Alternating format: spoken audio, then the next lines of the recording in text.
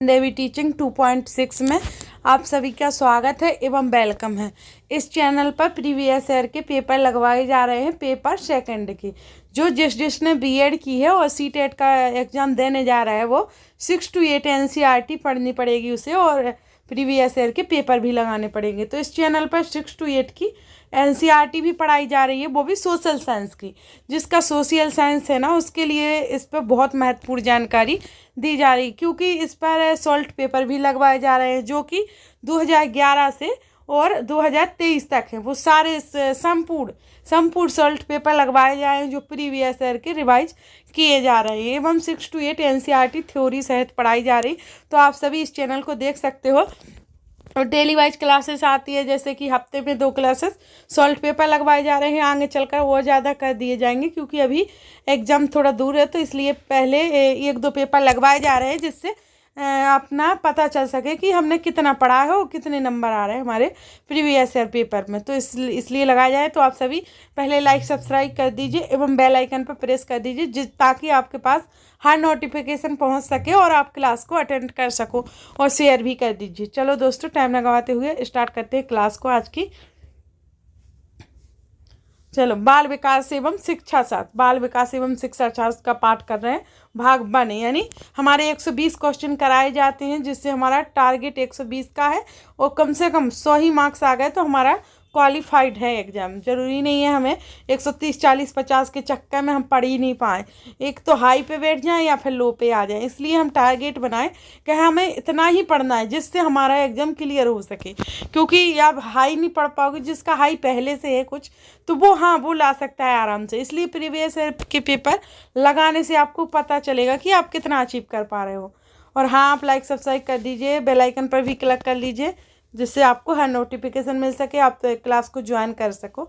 और play list बना दी गई है इसी चैनल पर, तो आप सभी देख सकते हो। और संपूर्ण तैयारी हो रही सीटेट पेपर 2 की, तो जैसे प्रीवियस ईयर के पेपर भी लगवाए जा रहे हैं और एनसीईआरटी भी संपूर्ण पढ़ाई जाएगी, जो कि 6 to 8 एनसीईआरटी महत्वपूर्ण है, तो वो पढ़ाई जा रही है। चलो स्टार्ट करते हैं। विकास के प्रत्येक चरण के लिए सामाजिक अपेक्षा को क्या कहा जाता है? जो विकास के प्रत्येक चरण के लिए सामाजिक अपेक्षा को क्या कहा जाता है? जो जैसे कि वो पूछ रहे हैं कि विकास के जो प्रत्येक चरण होते हैं उनके लिए सामाजिक अपेक्षा को क्या कहा जाता है? तो उसको कहा जाएगा क्या? विकासात्मक कार्य, विकासात्मक आवश्यकता, बाधाएं तो नहीं होगी। विकासात्मक क्षेत्र बिल्कुल नहीं, आवश्यकता, क्योंकि जो सामाजिक अपेक्षा है प्रत्येक चरण में विकास की, तो वो ये नहीं है कि आवश्यकता पूरी हो जाए, बाधाएं आ जाए, क्षेत्र उसका हो जाए, नहीं। विकासात्मक कार्य हमारा पहला सही आएगा इसका आंसर, कि विकासात्मक कार्य होगा इसका।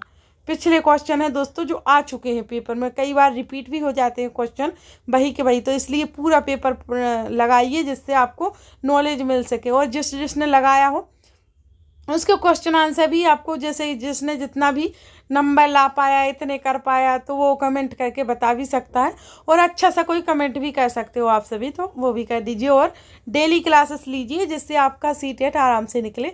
एवं प्रीवियस ईयर पेपर लगाना ज़रूरी है, जिससे हमारा नॉलेज बैठता है कि हम कितने कौन से एग्ज़ाम लगा पा रहे हैं, कौन सा पेपर लगा पा रहे हैं, और कितना हमने थ्योरी से अचीव किया है, क्योंकि थ्योरी भी कराई जा रही है। एनसीईआरटी की हिस्ट्री चल रही है, ज्योग्राफी हो गई है।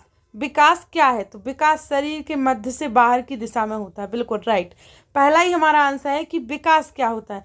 नीचे से ऊपर की ओर, बिल्कुल गलत। विकास नीचे से ऊपर की ओर नहीं होता है, एक आयामी भी नहीं होता है, वातावरणीय कारकों से प्रभावित नहीं होता है। हमारा विकास शरीर का जो मध्य एरिया होता है, मध्य भाग शरीर का, जैसे शरीर का मध्य भाग है, जैसे ये हमारा शरीर का मध्य भाग है, ये तो हमारा यहाँ से बाहर की ओर विकास स्टार्ट होता है, ना कि नीचे से ऊपर। तो हमारे मध्य से बाहर की दिशा में विकास होता है, ठीक है। हमारा आंसर पहला है इसका। फिर तीसरे में है हमारे क्या? कथन है हमारे संज्ञानात्मक विकास मध्य बाल्यावस्था तक तेजी से विकसित होता है और फिर ठहर जाता है। वो बोल रहा है कि विकास मध्य बाल्यावस्था, यानी जो मध्य की बालक अवस्था होती है उसमें तेजी से विकसित होता है एवं फिर वह ठहर जाता है। और फिर बोल रहे कथन के तर्क बोल रहे, मानव मध्य बाल्यावस्था के चरण के बाद नई चीज़ें नहीं सीख सकता। मानव मध्य बाल्यावस्था के चरण के बाद नई चीज़ें नहीं सीख सकता है। तो हम इसका आंसर देखते हैं कि लग तो जैसे कि दोनों गलत ही रहे हैं कि मानव बाल अवस्था के बाद नई चीज़ें नहीं सीख सकता है, ऐसा तो नहीं है, सीख सकता है। और बाल अवस्था तेजी तक बढ़ता है मध्य में, ये भी थोड़ा गलत लग रहा है क्योंकि मध्य तो नहीं, विकास तो हमेशा बढ़ता रहता है। तो हमारा आंसर आ जाएगा इसका चौथा, यानी ए और आर दोनों गलत हैं। तुम्हारा आंसर है चौथा, क्योंकि मेमोरी वाइज क्वेश्चन है, आप थोड़ा मेमोरी जी से भी सोच के लगाओगे ना तो आपका सही निकलेगा। इसलिए आप ध्यानपूर्वक देखिए, कुछ क्वेश्चन इसी से रिपीट हो जाते हैं। विद्यार्थियों का एक समूह अपने खेल के दौरान एक लोकप्रिय नृत्य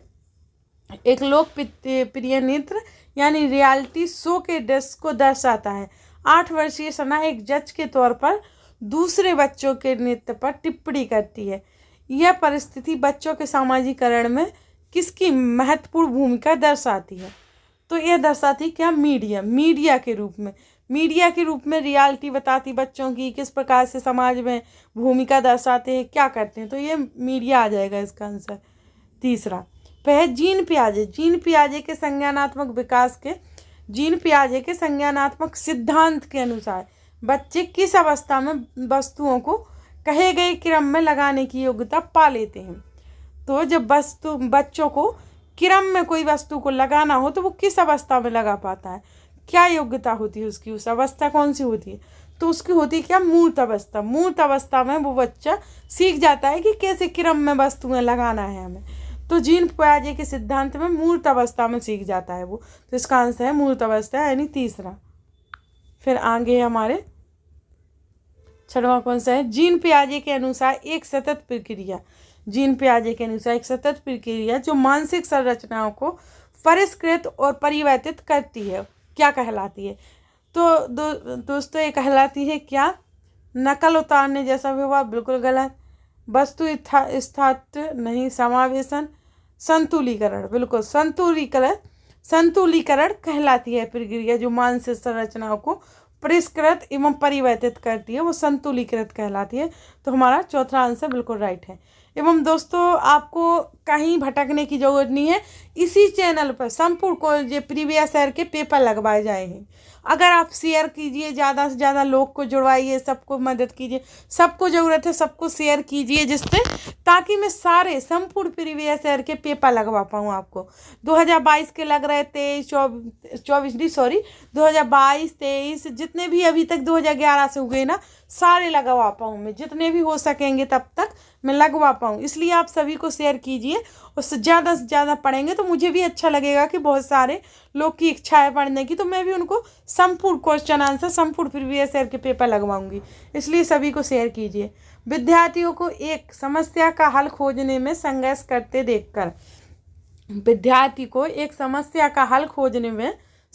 करते देखकर उनकी सहायता के लिए अध्यापिका उन्हें संकेत और आधे सुलझे उदाहरण देती है।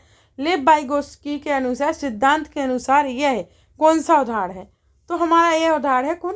पाड़ है ना जो, वो उदाहरण है, क्योंकि अध्यापिका है ना जो उन्हें आधे सुलझे उदाहरण दे रही है और संघर्ष करते देखकर उनकी सहायता के लिए अध्यापिका उन्हें आधे सुलझे उदाहरण दे रही है, इसलिए पाड़ का उदाहरण है वाइगोत्स्की के अनुसार।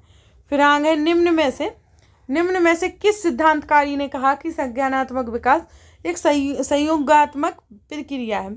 किस सिद्धांतकारी ने कहा कि संज्ञानात्मक विकास एक संयोगात्मक प्रक्रिया है? तो ये कहा किसने?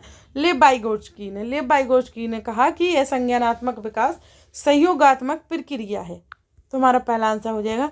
फिर लॉरेंस कोहलबर्ग के सिद्धांत की एक मुख्य आलोचना क्या है? लॉरेंस कोहलबर्ग के सिद्धांत की एक मुख्य आलोचना क्या है? वो आलोचना पूछ रहा है, ना कि योजना, ठीक है। उसके सिद्धांत में नारी परिपेक्ष गुण है, बिल्कुल राइट, पहला आंसर है इसका। उसके सिद्धांत में नारी परिपेक्ष गुण है। तो इस प्रकार से हम संपूर्ण न पढ़ते हुए आंसर देते जाओगे, क्योंकि बहुत सारे क्वेश्चन है, टाइम ज़्यादा जाएगा। और अगर आपको थ्योरी से पढ़ना है अच्छे से, तो आप सभी थ्योरी जाके देख लीजिए, इसी चैनल पर डली है, ज़्यादा टाइम की नहीं है, वो सभी देखोगे तो आपके सोशल साइंस के जितने क्वेश्चन है वो आपसे बन जाएंगे। वो ये आप डेली लगाओगे तो आपको समझ आएगा कि कैसे हमें पेडागोजी लगानी है। और पेडागोजी तो इस चैनल पर कई जगह डली हुई है, सब ने पढ़ाई हुई है। और पेपर 2 की तैयारी के लिए यहाँ पर ये सब कराया जाए, तो आप सभी ध्यान से देखिए और पढ़िए। हार्वर्ड गार्डनर ने सुझाव दिया है कि बुद्धि अलग अलग प्रकार की होती है। निम्नलिखित में से कौन सी बुद्धि गार्डनर द्वारा प्रस्तावित प्रकारों में से एक नहीं है? वो नहीं है पूछ रहा है, कौन सी बुद्धि? तो संगीतमय है, शारीरिक गति संवेदी है, भाषाई है, तो व्यवहारिक गति नहीं है। व्यवहारिक फिर प्रस्तावित प्रकारों में से एक नहीं है। कौन? व्यवहारिक, गार्डनर के अनुसार। फिर है इनमें से कौन सा विकल्प इनमें से कौन सा विकल्प एक प्रगतिशील कक्षा में संरचनात्मक शिक्षक का उदाहरण है? इनमें से कौन सा विकल्प एक प्रगतिशील कक्षा में संरचनात्मक शिक्षण का उदाहरण है? तो विविध सशक्तिकरण, बिल्कुल राइट, पहला ही सही है। क्योंकि रट कर याद करना बिल्कुल गलत है, क्योंकि रट कर नहीं बच्चों को याद करा सकते। पुरस्कार एवं दंड बिल्कुल ही गलत माना जाएगा। बार बार वेधन या अभ्यास कराना बिल्कुल गलत। तो ये 3 गलत है, तो पहला तो बिल्कुल ही सही है, विविध सशक्तिकरण।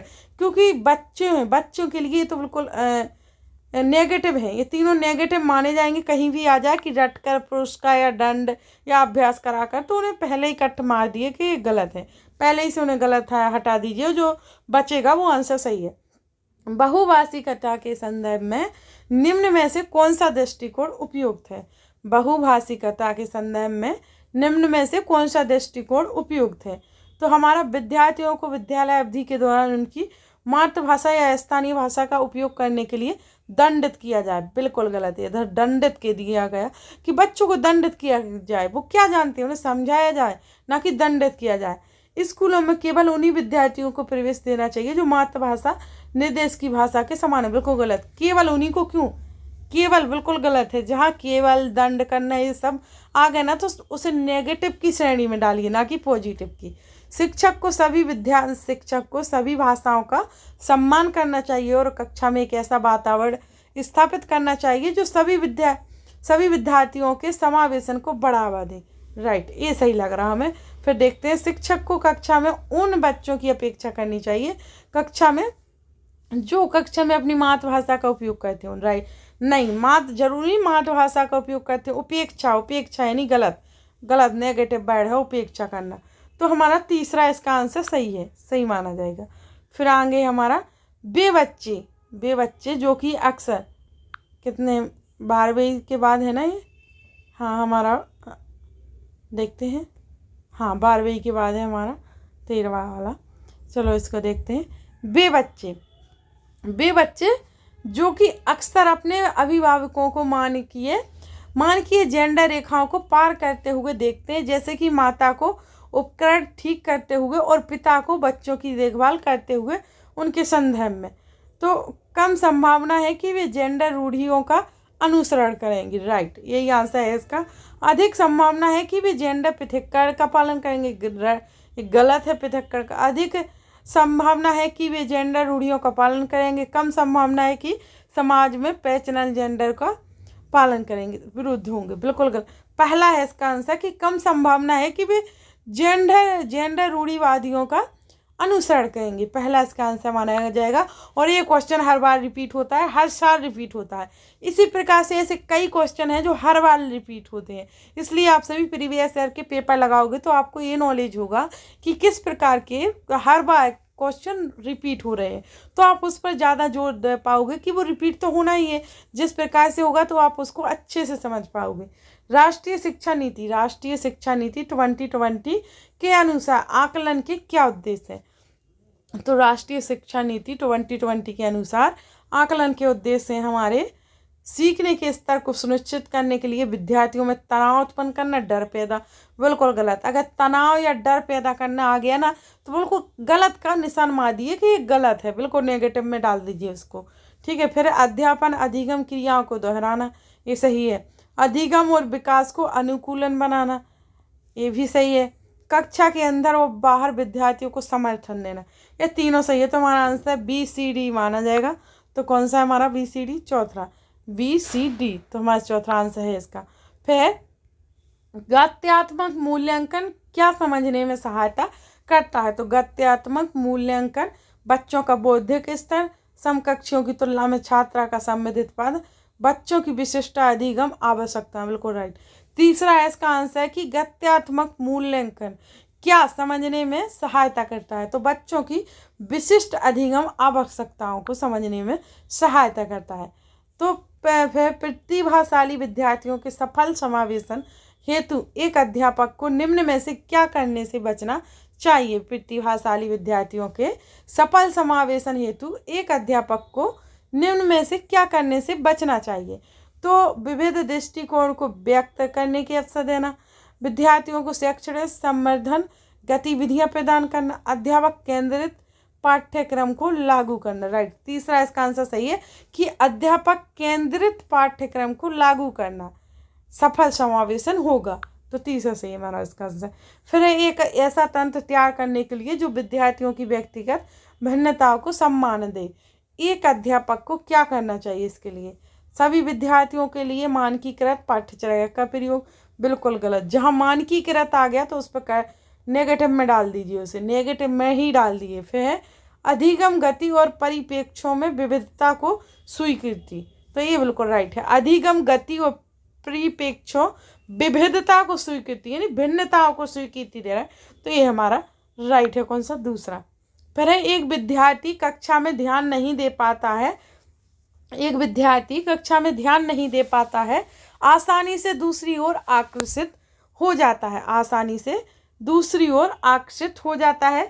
फिर है नियुक्त स्थान पर नहीं बैठ पाता और बेचैन रहता है और वस्तुएं खो देता है। ये गुण निम्न में से किसके संकेतक हैं? तो ये गुण है निम्न में से अवधान, न्यूनता, अति संक्रियता के विकार के, अवधान, न्यूनता, अति संक्रियता के विकार के हैं। ये पहला इसका आंसर है कि इसका है ये कारण, इस वजह से उनको ये प्रॉब्लम्स होती है।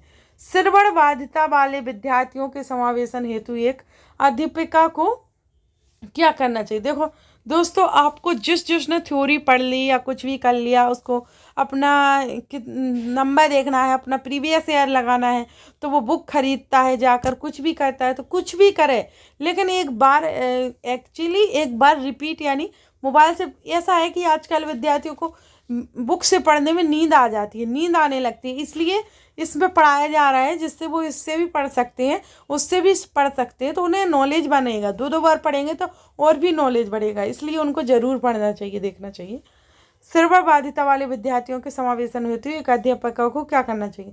उस वक्त बोलने से बचना चाहिए जब विद्यार्थी उसका चेहरा ना देख पाए, राइट। जब श्रवण बाधिता वाले विद्यार्थियों के समावेशन हेतु एक अध्यापिका को उस वक्त बोलने से बचना चाहिए जब वो पढ़ रहे हैं तो, और विद्यार्थी उसका चेहरा ना देख पाए, राइट। पहला आंसर इसका सही है। ऐसी गतिविधियों का चयन जिसमें अंतर्दृष्टि और विविध प्रकार के उत्तर देने की संभावनाएं है, वे किसे समुन्नत करती हैं? तो रट का याद करना बिल्कुल गलत है, कुष्ठा को बिल्कुल गलत है, पिति स्फर्धा जो गलती नेगेटिव शब्द है तो नेगेटिव माने जाएंगे।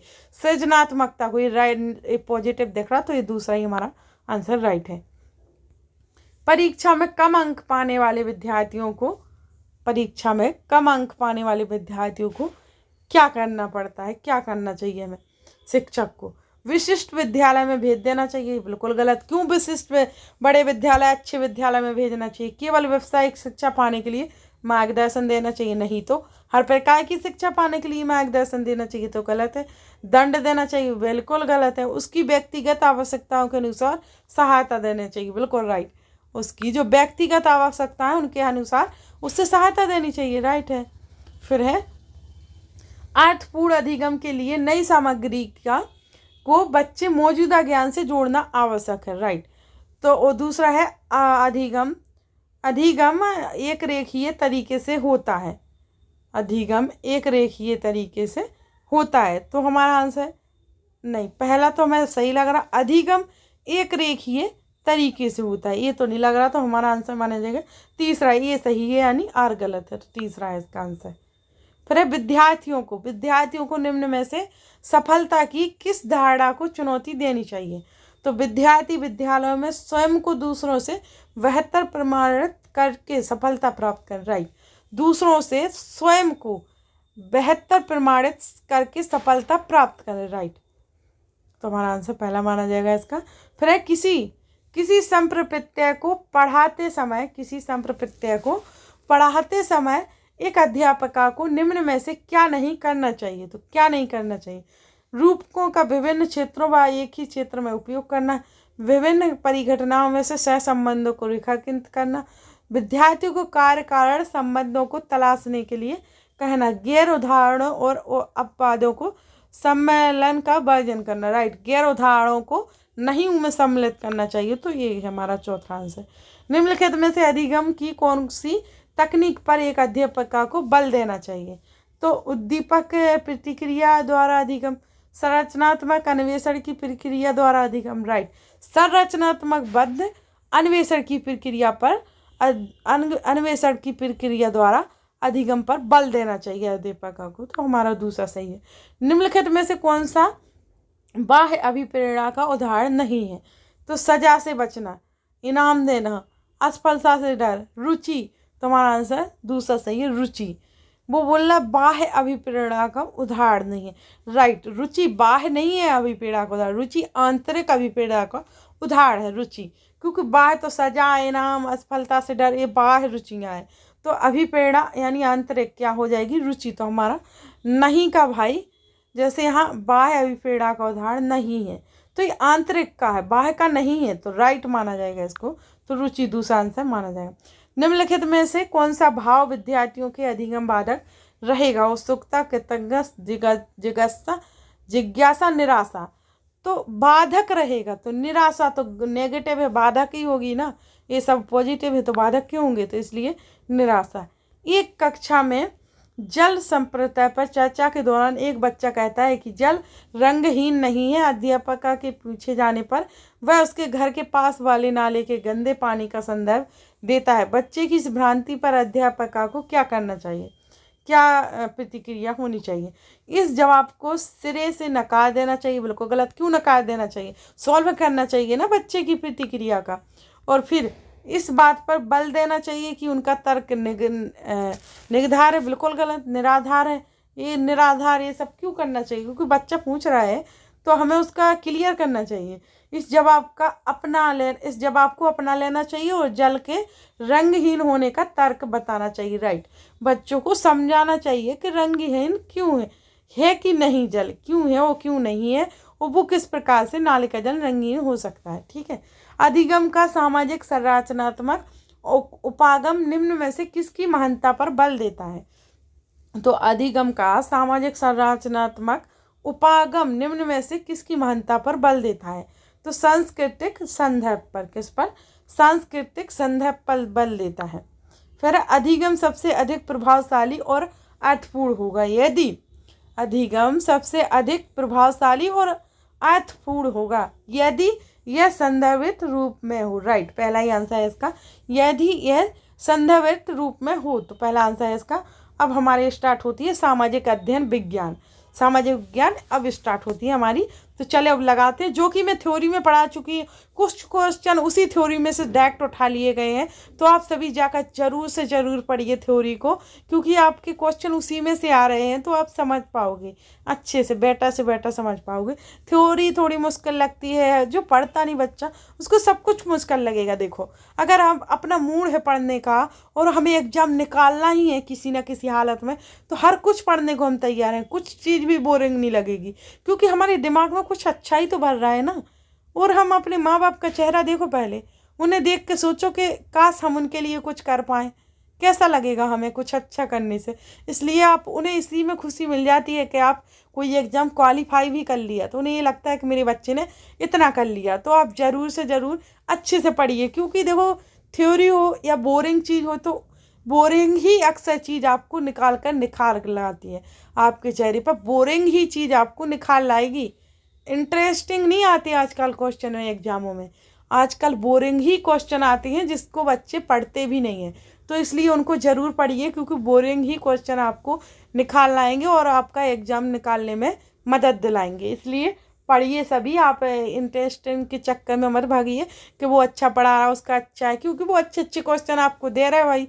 कि आप पढ़िए और उनका टाइम वेस्ट हो और आप उनको देखिए, इससे मतलब नहीं होता। आप सब जो आपके लिए काम का है वो पढ़िए, ज़रूर पढ़िए। और थ्योरी पढ़ोगे उससे देखना है इसमें बहुत क्वेश्चन मिलेंगे, क्योंकि मैंने थ्योरी पढ़ी है और आपको पढ़ा रही हूँ, तो उसमें से बहुत से क्वेश्चन इसमें रिपीट हो रहे हैं। जैसे कि भीमबेटका के पुरा स्थल भारत के किस राज्य में पाए जाते हैं? भीमबेटका है ना, वो भीमबेटका पुरा स्थल, भीमबेटका के पुरा स्थल भारत के किस राज्य में पाए जाते हैं? तो ये हम पढ़ चुके हैं थ्योरी में, तो आराम से आंसर लगा सकते हैं कि मध्य प्रदेश में, मध्य प्रदेश में भीमबेटका है, वहीं पर पुरा स्थल है भारत के मध्य प्रदेश राज्य में पाए जाते हैं, तो हम आराम से लगा लिए। फिर निम्नलिखित गुप्त वंश के राजाओं को कालानुक्रमिक क्रम में व्यवस्थित कीजिए। जो गुप्त वंश के राजा है ना, उनको कालानुक्रमिक क्रम में व्यवस्थित करना है, तो हम करेंगे व्यवस्थित। तो हमारा जैसे कि पहले ए आ जाएगा। पहले थे गुप्त वंश के राजा, यानी राजा पहले थे क्या? श्रीगुप्त, ठीक है। दूसरे थे समुद्रगुप्त। श्रीगुप्त के बाद कौन थे? समुद्रगुप्त। फिर उनके बाद कौन थे? चंद्रगुप्त। चंद्रगुप्त के बाद कौन आए? स्कंदगुप्त। इस प्रकार से हमारा क्रम है, ठीक है। फिर अगर जिसने थ्योरी पढ़ी वो लगा पा रहा होगा आराम से। अलबरूनी ने किताब उल हिंद लिखी। गजनी का सुल्तान महमूद अपने द्वारा जीते गए लोगों के बारे में कई बातें जानना चाहता था। तो इसका आंसर देखो, ए सही है और आर भी सही है, परंतु आर ए का कारण भी है। ए भी सही है, आर भी सही है, और इसका कारण भी कौन है? ए का कारण आर है। जैसे आर ए का कारण है, सॉरी, आर ए का कारण। तो हमारा इसका आंसर आ जाएगा कौन सा? तीसरा, कि ए और आर दोनों सही है एवं आर ए का कारण भी है। फिर है पिस्तक का क्या अर्थ है? पिस्तक का क्या अर्थ है? जो मुगल वास्तुकला का एक महत्वपूर्ण पहलू है। तो पिस्तक 40 खम्भों का सभा भवन, गलत। मेहराव द्वार, प्रवेश द्वार, राइट। दूसरा है मेहराब द्वार, प्रवेश द्वार, राइट। इसका यह महत्वपूर्ण पहलू है, जो मुगल वास्तुकला का एक महत्वपूर्ण पहलू है, ठीक है। फिर है नीचे, निम्नलिखित में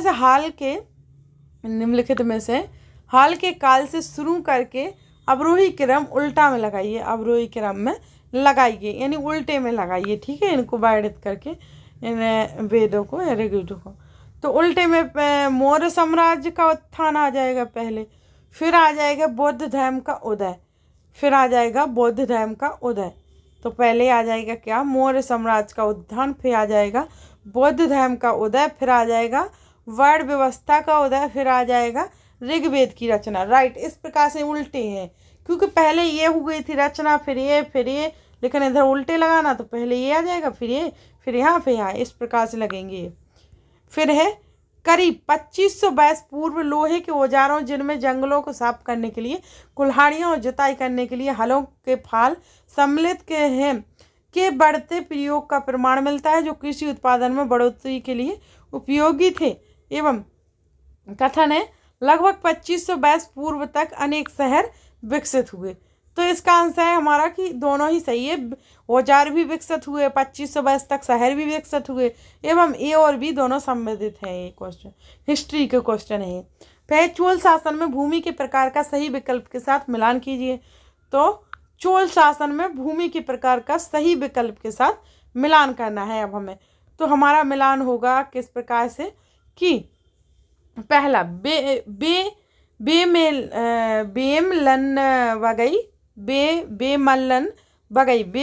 वगई का किससे होगा?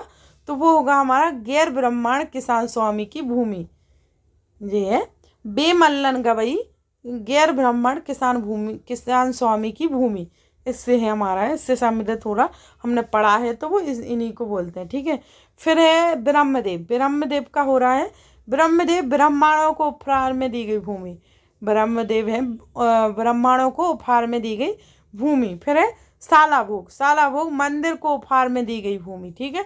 सालाभोग बोलते हैं मंदिर को उपहार में दी गई भूमि। देवदान को बोलते हैं किसी विद्यालय के रख रखाव के लिए दी गई भूमि। तो इस प्रकार से हमारी जोड़ियां मिलती है एवं हमारा दूसरा सही आंसर माना जाएगा। तो फिर है कथन फिर से, 1765 ईस्वी के बाद बंगाल की अर्थव्यवस्था में संकट से कारीगरों और किसानों का बुरा प्रभाव पड़ा।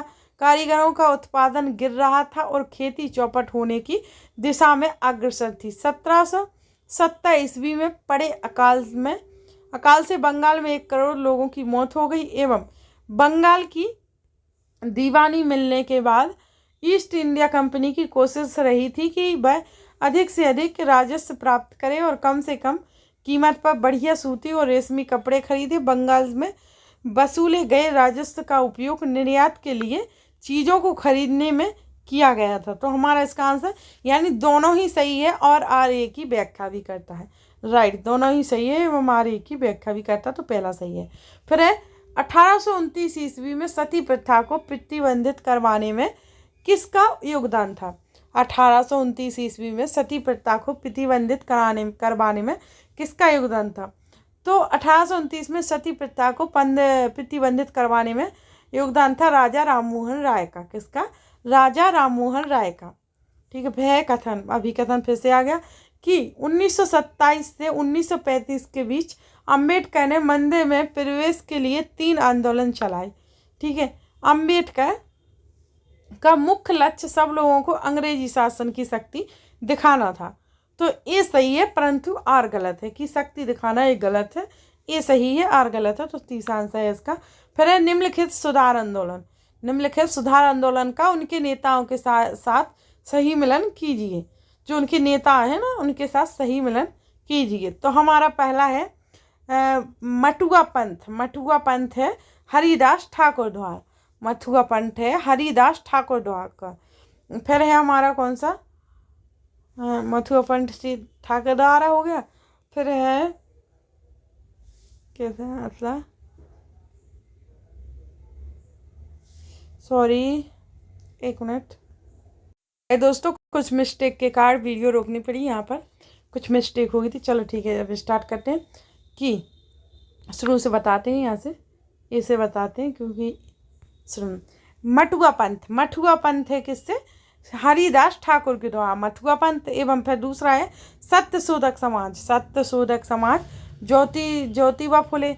सत्यशोधक समाज ज्योतिबा फुले के द्वारा। एवं आर्य समाज। आर्य समाज राजा राममोहन द्वारा। ब्रह्म समाज। ब्रह्म समाज कौन के द्वारा है? ब्रह्म समाज, सॉरी दोस्तों, आर्य समाज। आर्य समाज है हमारी किसके द्वारा? तो स्वामी दयानंद सरस्वती के द्वारा। ब्रह्म समाज है राजा राममोहन के द्वारा। तो हमारा आंसर माना जाएगा कौन सा? 4th आ जाएगा। आगे बढ़ते हैं। राष्ट्रवाद के उदय के बारे में दिए गए कथनों को पढ़िए तथा सही विकल्प चुनिए। और 1885 ईस्वी में भारतीय राष्ट्रीय कांग्रेस की स्थापना हुई। कब हुई? 1885 ईस्वी में। राइट, क्योंकि 1885 ईस्वी में ही भारतीय राष्ट्रीय कांग्रेस की स्थापना हुई थी।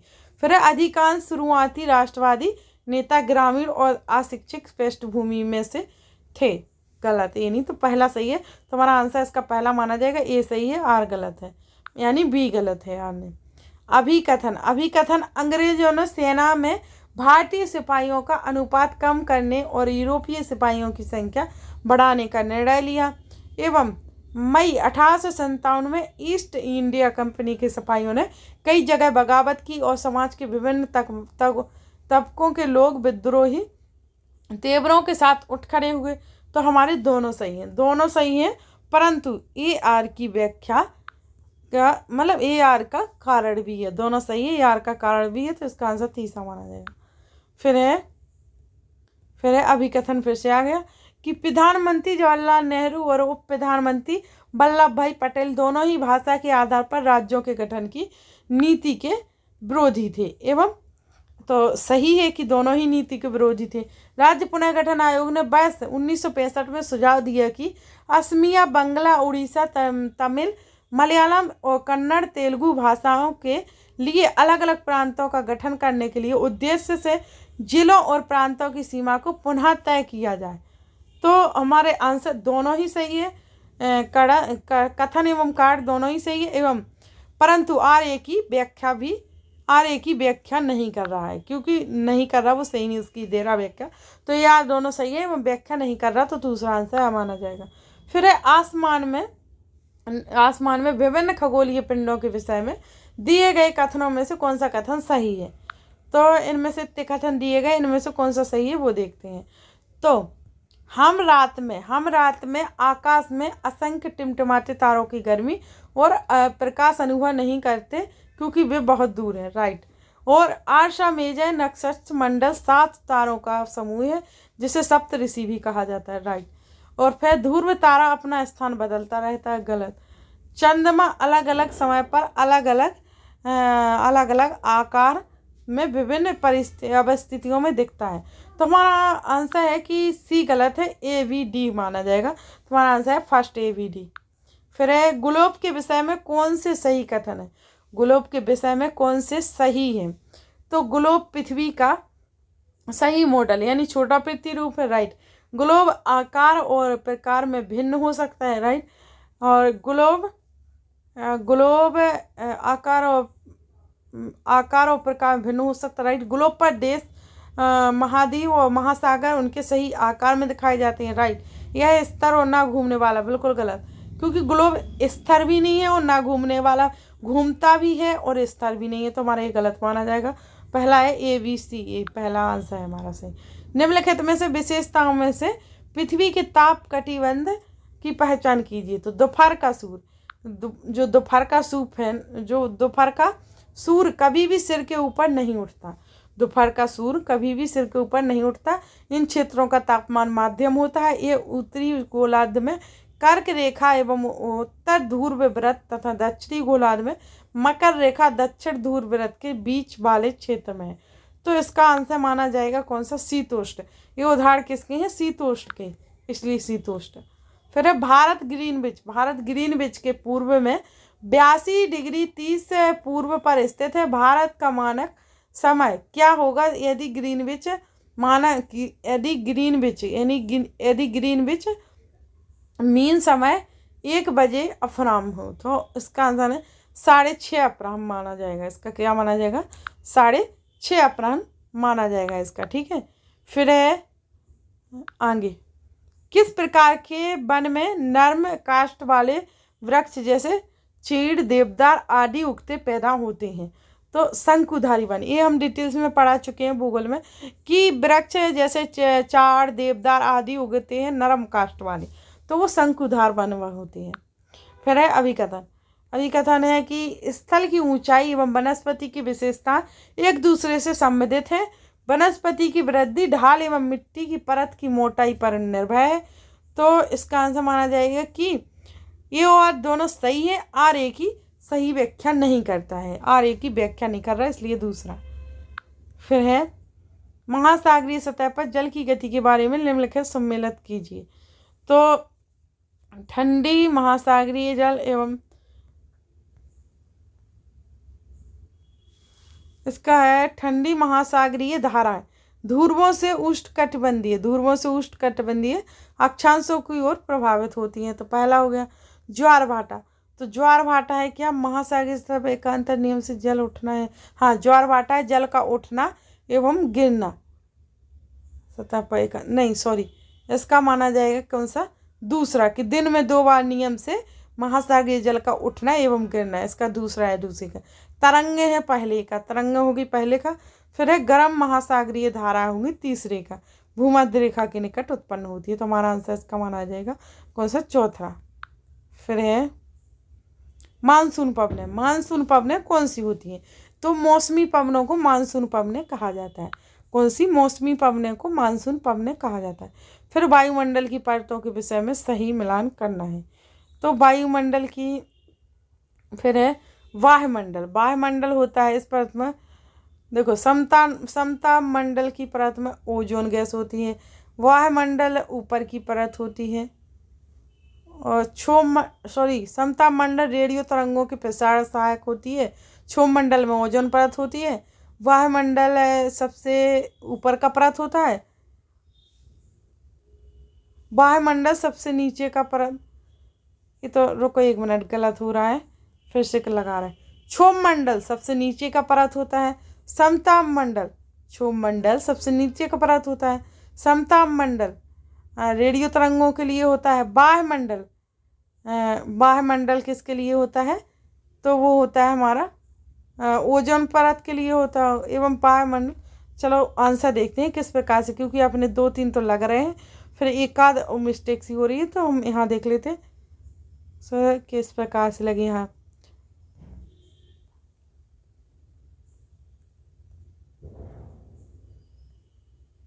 तो हमारे इस प्रकार से हो रहा है कि वायुमंडल, ऐसे ही बताया था मैंने, वायुमंडल सबसे ऊपर होता है, वायुमंडल सबसे ऊपर होता है, क्षोभ मंडल सबसे नीचे होता है, ये तो मैंने बताई है आपको कि क्षोभ मंडल सबसे नीचे होता है, वायुमंडल सबसे ऊपर होता है, फिर है समताप मंडल, तो इसमें ओजोन गैस होती है, फिर वायुमंडल में रेडियो तरंगें होती हैं, इसमें मिस्टेक होती थी, तो अपना चौथा माना जाएगा इसका आंसर। मिस्टेक तो होती ही रहती है, तो आप मिस्टेक पर ध्यान ना देते हुए आगे बढ़िए, क्योंकि एक आध क्वेश्चन में मिस्टेक सबको हो जाती है। तो चलो आगे बढ़ते हैं। इसमें क्या हमें सम्मिलित करना है, होने वाले पशुओं का सम्मेलन करना है, जो पशु हैं तो उनका सम्मिलित करना है। तो हम इस प्रकार से करेंगे कि एंडीज पर्वत पर कौन से पशु है, तो एंडीज पर्वत पर हमारे लामा पशु कौन से हैं, एंडीज पर्वत पर। फिर तिब्बत पर कौन से हैं, याक पशु है तिब्बत पर। भारतीय मरुस्थल में कौन से हैं, तो वो है ऊंट और बैल। भारतीय मरुस्थल में कौन से हैं, ऊंट और बैल। मरुस्थल के बारे में मतलब कौन सी जगह पर कौन से पशु हैं। एवं भारतीय पहाड़ पर कौन से होते हैं, खच्चर और गधे। आपने देखा ही होगा कि जो भारतीय राजस्थान है तो वहाँ ऊंट मिलते हैं, बैल मिलते हैं। एवं भारत में जो ऊंचाई पर जाना होता है, जैसे विष्णु देवी के मंदिर किसी भी, या उत्तराखंड ऊंचाइयों पर, तो खच्चर या गधे जाते हैं वहाँ पर। इस प्रकार से इनकी जोड़ियाँ मिलती है। तो हमारा आंसर है पहला। वह कथन, एक वस्तु की उपयोगिता अथवा प्रयोज्यता उसे एक संसाधन बनाती है और बेकार है। कुछ संसाधनों का अधिक मूल्य होता है, कुछ का नहीं। तो ई ओ आर दोनों सही है, परंतु ई आर की व्याख्या सही करता है, राइट। तो पहला सही है। तो इस प्रकार से मैं जल्दी जल्दी पढ़ाऊंगी दोस्तों, क्योंकि बहुत क्वेश्चन है अभी। तो हम नागरिकों एवं शिक्षकों के तौर पर पौधों एवं जंतुओं को सुरक्षित करने में कैसे सहायता कर सकते हैं। तो हम किस प्रकार से सहायता कर सकते हैं वो देखते हैं। शिक्षार्थी एवं समुदाय सदस्यों द्वारा वृक्षारोपण कर सकते हैं, राइट। उद्यानों एवं रिक्त स्थानों में कूड़ा डालना, गलत। उद्यानों में क्यों हम कूड़ा डालने जाए रिक्त स्थानों में, ये गलत माना जाएगा। प्राकृतिक कैंपों और शिक्षार्थियों की यात्रा का आयोजन करना, तो ये राइट है। और राष्ट्रीय उद्यानों को पर्यटक स्थलों की तरह विकसित करना, राइट। तो हमारा बी छोड़कर कौन सा, ए सी डी, तो हमारा दूसरा आंसर सही माना जाएगा। निम्नलिखित में से निम्नलिखित को पढ़िए तथा मिट्टी के संरक्षण की सही पद्धति का चयन भी कीजिए। तो इसका है रासायनिक उर्वरकों का अत्यधिक उपयोग, बिल्कुल गलत। रासायनिक उर्वरकों का अत्यधिक उपयोग ना करें, बल्कि जो कचरा होता है ना उसी का बना के डालो, और रासायनिक का गलत होगा हमारी खेती के लिए। मलबा बनाना, राइट, मलबा बनाना सही है हमारा। समुच्चयी रेखाएं रोधिकाएं बनाना, बिल्कुल सही है। रक्षक मेखलाएं, तो हमारा बी सी डी सही है, तो चौथा आंसर सही माना जाएगा। फिर है हमारा कथन, तो भारत में यथेष्ट बहुत सामाजिक सांस्कृतिक विविधता अनिवार्य रूप से समान अवसर और प्रेरित करती है। तो हमारा आंसर इसका माना जाएगा कि ये सही है, परंतु बी गलत है, तो हमारा तीसरा आंसर है इसका। फिर निम्नलिखित को सम्मिलित कीजिए, सही विकल्प का चयन कीजिए। तो इस प्रकार से पहला हमारा है लोगों को एक ही छवि में बांधना, रूढ़िबद्ध धारणा है, बिल्कुल राइट। फिर है दूसरे लोगों को नकारात्मक रूप से देखना मानना, तो पूर्वाग्रह, राइट। फिर किसी के साथ दूसरे की अपेक्षा असमुचित रूप से व्यवहार करना, तो इसका माना जाएगा भेदभाव, राइट। फिर है शुद्धता और अशुद्धता को मानना, अस्पष्टता यानी छुआछूत, तो हमारा इसका आंसर माना जाएगा तीसरा। फिर है पहला, फिर है चौथा, फिर दूसरा, तो पहला इसका आंसर माना जाएगा, राइट। फिर गांव में जमीन भूमि को नापने और उसका रिकॉर्ड रखने का कोई उत्तरदायी कौन होता है। तो गांव में ये सब करने का आपको पता ही होगा कि पटवारी, ग्रामीण प्रशासनिक अधिकारी। तो पटवारी गांव में जमीन या भूमि को नापता है एवं उसका रिकॉर्ड भी रखता है, तो उसका उत्तरदायी होता है कौन, पटवारी। तो आराम से आंसर लगा लिए होंगे। निम्नलिखित को, जो कि पटवारी का मुद्दा भी अभी चल रहा है, उसका भी क्लियर नहीं हुआ, तो आराम से आपका ध्यान गया होगा। सम्मिलित कीजिए तो सही विकल्प का चयन कीजिए। तो इसका है क्या है, इसका है जिला परिषद। जिला परिषद किससे मैच कर रहा, तो जिलाधीश। जिला परिषद का है जिलाधीश। फिर है ग्राम सभा, ग्राम सभा का है गांव। वार्ड समिति, वार्ड समिति का है महापौर। एवं निगम, निगम का है नगर पालिका। तुम्हारा आंसर फर्स्ट है, इसका फर्स्ट माना जाएगा। फिर है अनियमित मजदूर श्रमिक शब्द की कक्षा में व्याख्या करते हुए आप निम्नलिखित में से कौन सा उदाहरण प्रस्तुत करेंगे। श्रमिक शब्द की कक्षा में व्याख्या करते हुए मजदूर की। और घरेलू तो हमें पहला सही लग रहा है। एवं घरेलू सहायिका भी सही लग रहा है। राष्ट्रीयकृत बैंक में बैंक प्रबंधक, नहीं गलत। तुम्हारे दोनों सही है, ये भी गलत, ये भी सही है। अभिकथन खेतीहर, खेतीहर मजदूर वस्तुनिष्ठ, खेतीहर मजदूर वस्तुनिष्ठ सिजरत्न श्रमिक होते हैं। खेती में अनेक प्रकार के काम होते हैं, जैसे खेत तैयार करना, रोपाई, बुवाई, निराई, फसलों की कटाई। तो ए और आर दोनों सही है। ए आर ए की व्याख्या भी करता है, तो पहला माना जाएगा इसका आंसर। फिर निम्नलिखित कथनों को पढ़िए तथा सही विकल्प का चयन कीजिए। तो क्या है, विकलांगता अधिनियम, विकलांगता अधिनियम 1995 कहता है कि विशेष आवश्यकताओं वाले व्यक्तियों को भी समान अधिकार प्राप्त है और सरकार को समाज में उनकी पूरी भागीदारी संभव बनानी चाहिए। एवं इस अनुच्छेद के अंतर्गत सरकार को विशेष आवश्यकताओं वाले बच्चों की विशेष विद्यालयों में पृथक्करण अलग करना होगा। गलत, बच्चों को क्यों अलग करना होगा, तो पहला सही माना जाएगा, यानी हमारा आंसर है पहला। फिर है हिंदू अधिनियम द्वारा 2005 ने संभव किया है, हिंदू अधिनियम द्वारा 2005 ने संभव किया है कि माता पिता की संपत्ति में बेटियों का बराबर हिस्सा मिलना चाहिए। राइट, माता पिता की संपत्ति में बेटियों का बराबर हिस्सा मिलना चाहिए, तो राइट है। पुरुषों को उनकी बहन के दहेज और संपत्ति में अधिकार, गलत। तो हमारा पहला सही माना जाएगा, तो हमारा इसका आंसर माना जाएगा, यानी ये सही है, बी गलत है, तो तीसरा। फिर निम्नलिखित में से कौन सा विषय राज्य सूची के अंतर्गत आएगा। तो श्रीलंका के साथ विवाह संबंधों को बनाए रखने का निर्णय एवं श्रीलंका के संबंध बनाए रखने का निर्णय एवं नए 100 रुपये का नोट जारी करना, प्रारंभिक स्कूलों एवं विद्यालयों में मध्याह्न भोजन लागू करवाने का निर्णय, किसानों को बिजली विद्युत उपलब्ध कराने का निर्णय। तो चलिए देखते हैं हमारे आंसर किस प्रकार से दिए गए हैं। तो इसमें से हमारा माना जाएगा क्या, तो हमें सही लग रहा है क्या, सी एवं डी। तुम्हारा आंसर इसका सी डी माना जाएगा। कौन सा, तीसरा, सी डी। वहाँ की है, यदि एक व्यक्ति को अस्पताल में चिकित्सा उपचार के लिए मना कर दिया गया है तो उसके लिए कौन से अधिकार का प्रत्यक्ष रूप से उल्लंघन है।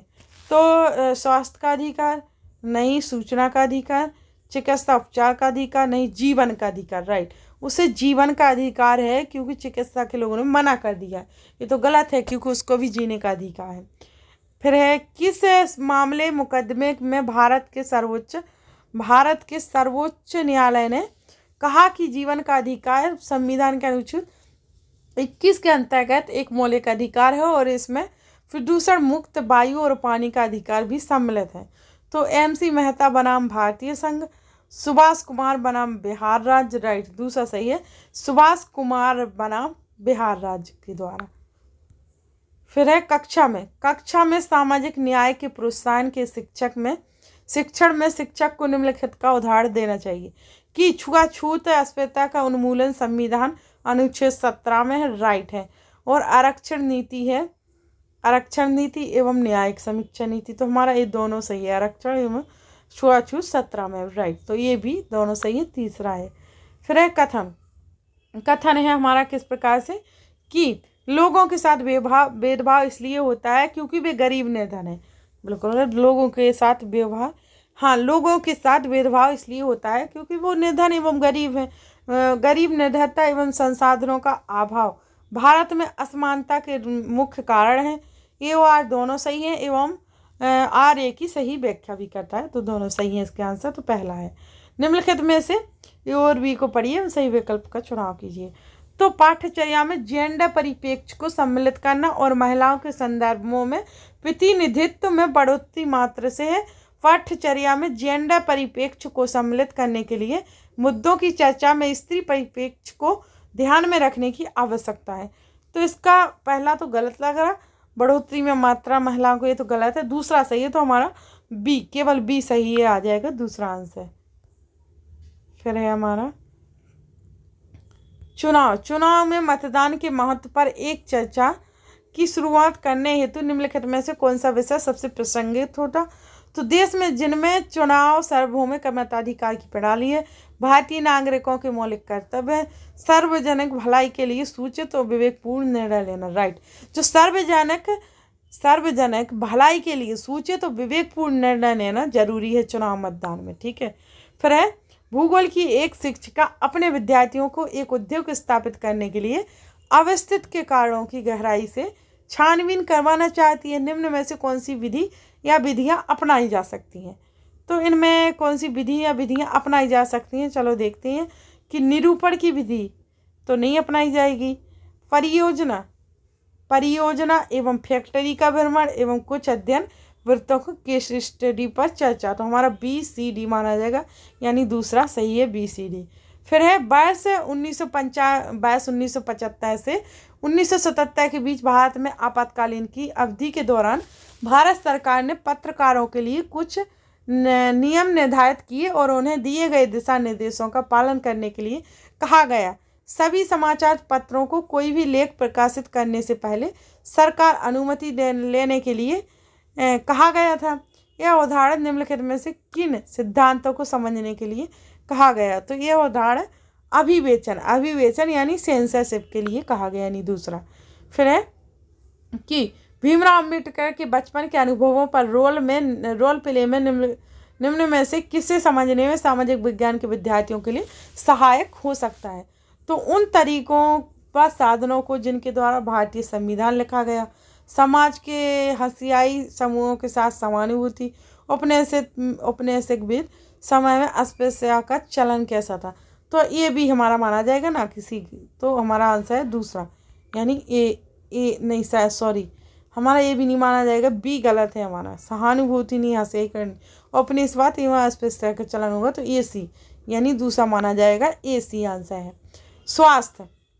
स्वास्थ्य के क्षेत्र में सरकार की भूमिका थीम को पूरा करवाने हेतु प्रारंभिक विद्यालय की शिक्षिका योजना बना सकती है। तो वो ग्रामीण व शहरी क्षेत्रों में उपलब्ध स्वास्थ्य सुविधाएं पर वाद विवाद करवाना, साफ पीने के पानी की उपलब्धता पर चर्चा करवाना, सार्वजनिक व निजी स्वास्थ्य सेवाओं की तुलना करवाना, सार्वजनिक स्वास्थ्य व्यवस्था संबंधी केरल केस स्टडी करवाना। तो हमारा आंसर माना जाएगा, देखते हैं किस प्रकार से।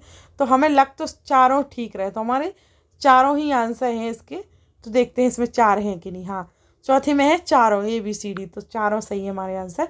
फिर है सामाजिक विज्ञान की कक्षा में बच्चों में चिंतन प्रक्रिया तथा समालोचनात्मक दृष्टिकोण को प्रोत्साहित करने हेतु निम्न में से कौन सी युक्तियाँ सबसे उपयुक्त हैं। तो इनमें से है कि मुद्दों पर चर्चा, राइट।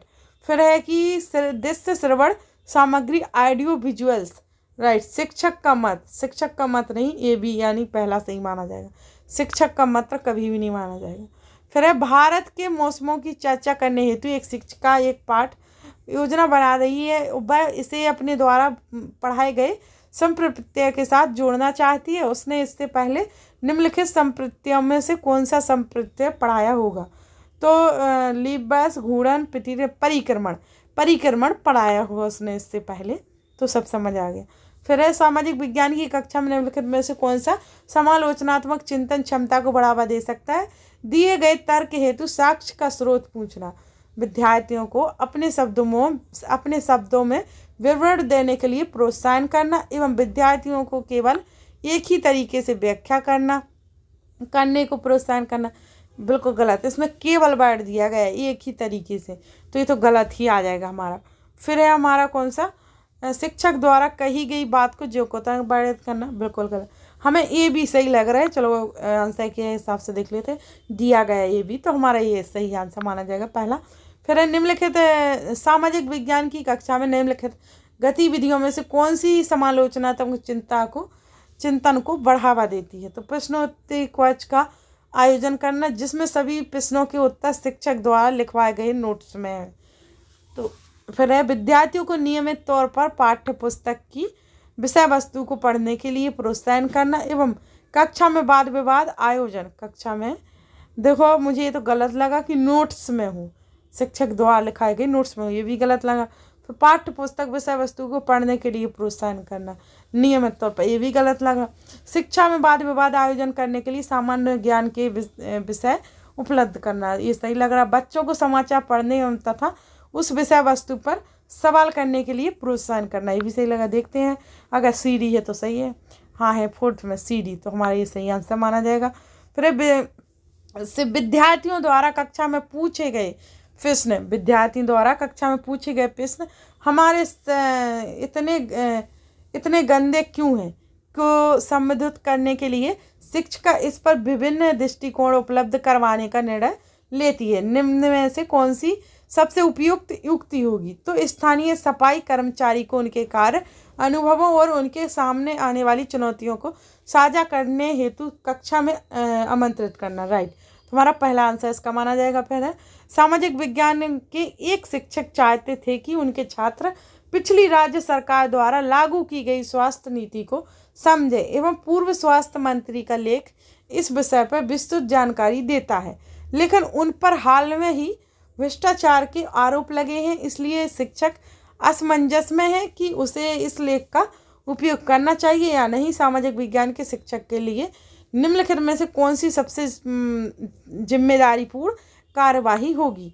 तो समझाए, तो इसमें है क्या, समझाइए कि इस लेख के लेखक पर ध्यान देकर केवल उसमें दी गई जानकारी, बिल्कुल गलत, केवल आ गया तो गलत है हमारा। लेखक का नाम लिए बिना इस लेख में उद्धरण का प्रयोग कक्षा में करें जिससे किसी प्रकार का विवाद से बचते हुए, एक गलत आ गया क्योंकि बचते हुए लाभ उठाया जा सके, गलत है। इसके बदले में कम लाभदायक आ गया तो ये भी गलत होगा क्योंकि लाभ वाली बात ही नहीं हो रही है, यहाँ पर पढ़ाई की बात चल रही है। समझाइए कि सरकारी पदों पर लोग वाद विवाद का पात्र बन सकते हैं, हमें लेखों का चयन उनके शैक्षिक महत्व के लिए करना चाहिए। तो हमारे 3 गलत हो गए, तो चौथा तो सही होगा ही, तो हमारा चौथा सही है। फिर श्रीमान राज अपने प्रारंभिक विद्यालयों को सामाजिक विज्ञान की प्रासंगिकता को समझाते हैं। क्या समझाते हैं? यह आपको विश्लेषणात्मक कौशल विकसित करने में सहायक होगा। एक अंत संबंधित विश्व में समायोजन के लिए विभिन्न संस्कृतियों का आदर करने की आवश्यकता है एवं तुम्हें सामाजिक वास्तविकताओं से लैस होना होगा। चर्चा के लिए विषय के तौर पर कौन से कथन उपयुक्त हो सकते हैं, चुनाव कीजिए। तो हमारे ABC तीनों ही सही है, तो हमारा चौथा आंसर माना जाएगा। फिर हमारा कि सामाजिक विज्ञान परियोजना कहते हुए निम्न में से कौन सा प्राथमिक शोध के रूप प्रयोग की ओर संकेत देता है?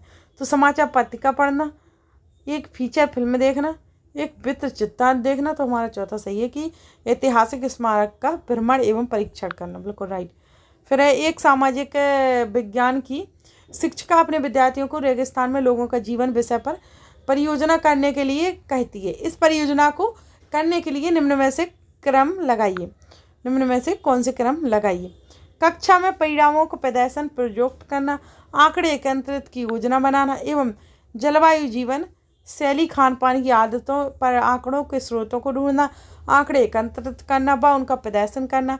फिर हमारा रेगिस्तान, उस रेगिस्तान के बारे में निर्णय लेना जिस पर परियोजना बनाई जाती है, परियोजना कार्य हेतु उद्देश्यों का निर्माण करना। तो हमारे इस प्रकार से आंसर है कि पहले माना जाएगा क्या D, पहले आ जाएगा क्या D पे E, D पे E पे है BCA, इस प्रकार से DEVCA। तो हमारा दूसरा है कौन सा? DEVCA, तो हमारा दूसरा आंसर है इसका। फिर है, विद्यालय में कर्मचारी की नियुक्ति करने के हेतु विकसित की जाने वाली आकलन विधि की प्रकृति में होना चाहिए। तो अधिगम का आकलन, राइट, पहला ही आंसर आ गया कि अधिगम का आकलन होना चाहिए इसमें। फिर है हमारा इसमें कौन सा, इसके कैसे आंसर अच्छा है इस प्रकार।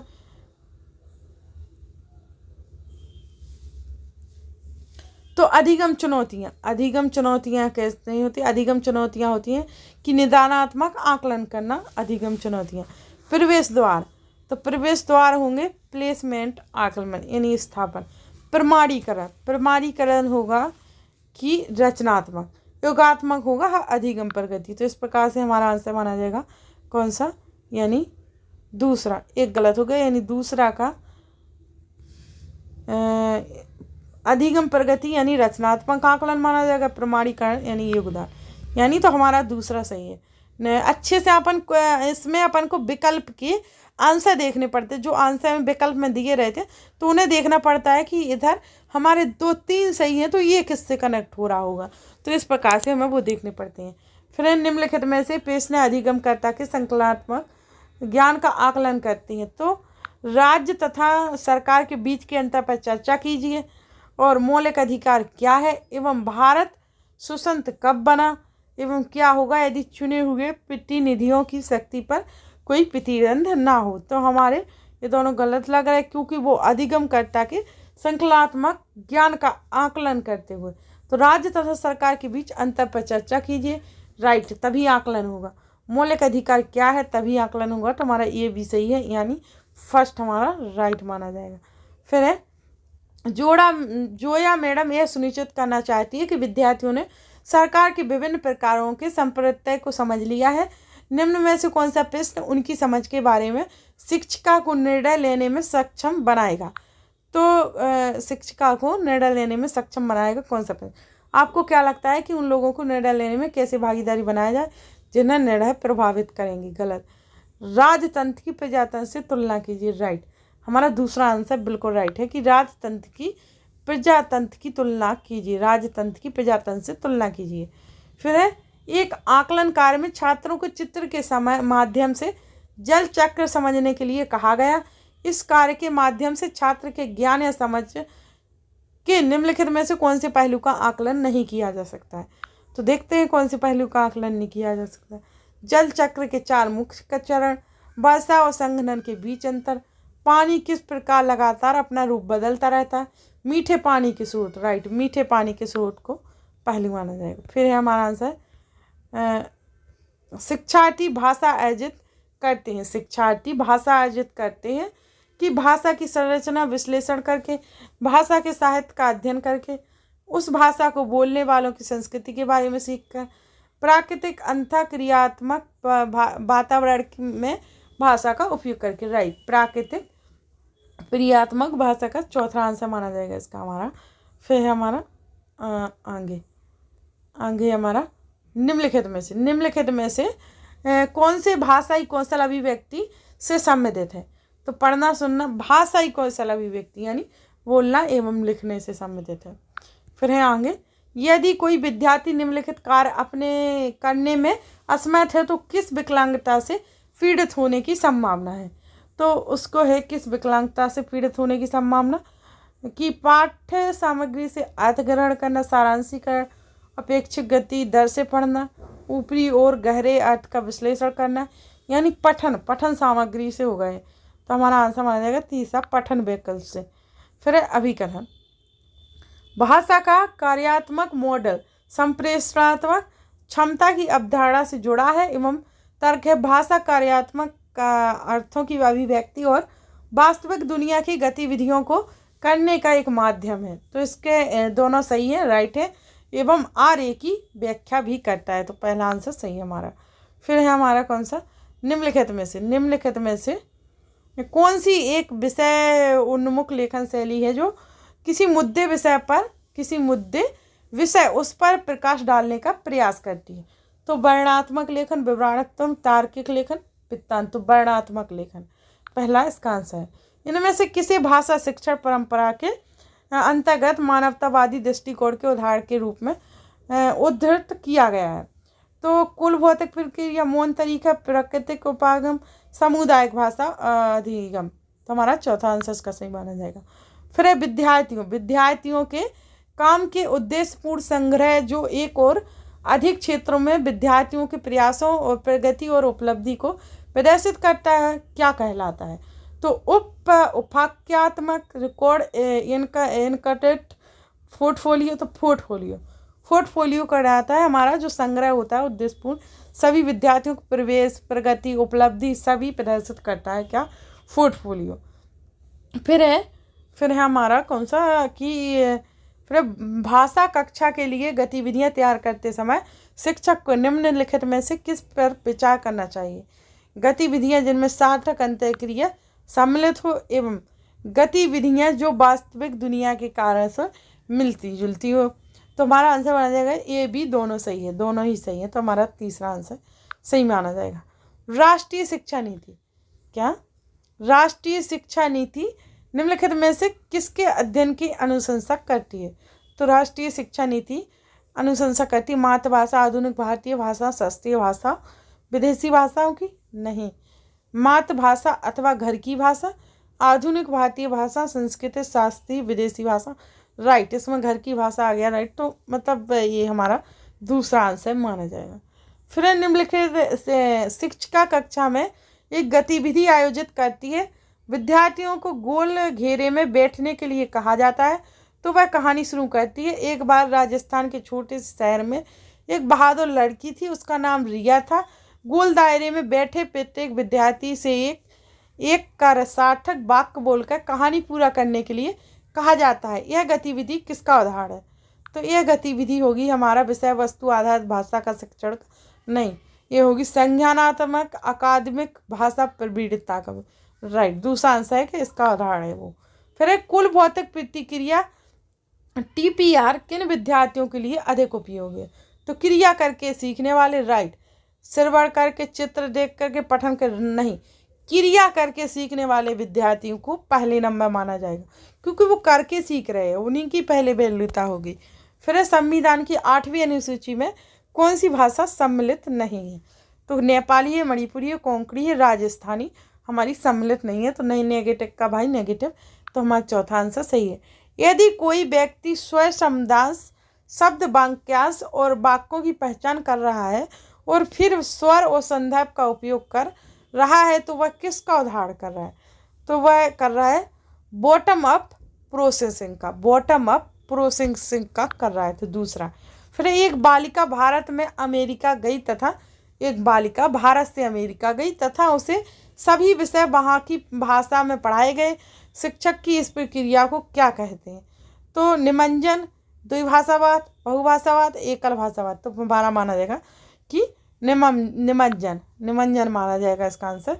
फिर है हमारा आखिरी क्वेश्चन 120 नंबर का, क्योंकि हमारे 120 क्वेश्चन थे तो आखिरी नंबर का रह गया था।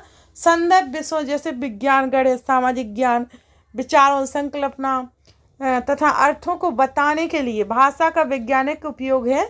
भाषा शिक्षक विषय के सहयोग, भाषा सहयोग से भाषा शिक्षक के लिए भाषा के इस पहलू को प्रयोग करने की कोशिश करता है। इसे क्या कहा जाता है?